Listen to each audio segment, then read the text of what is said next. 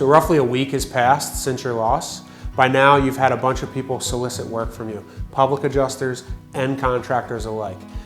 It's the hardest thing about our field is approaching people after they've had major turbulence in their life. They're overwhelmed and going, hey, hi, trust us, we're here to help you.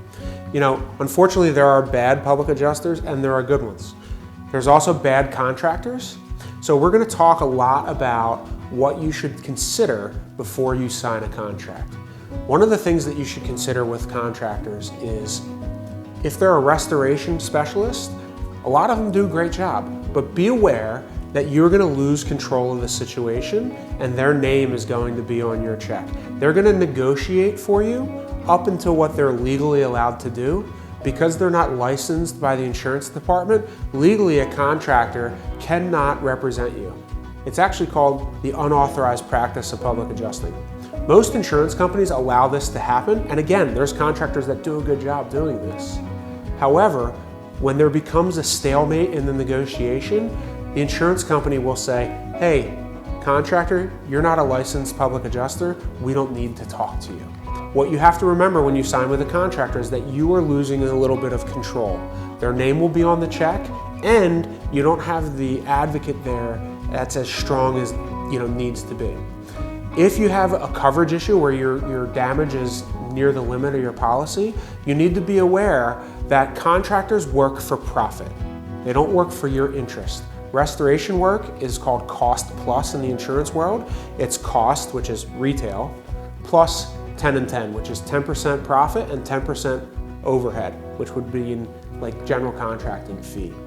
It's really important that you understand how profitable it is because restoration contractors often work for 30, 40, 50% margins. They're working for profit and not for your best interest. So be aware when you sign that.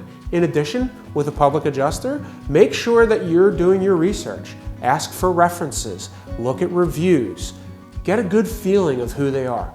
There are really good public adjusters out there. There are also really bad ones. So in this overwhelming time, take your time.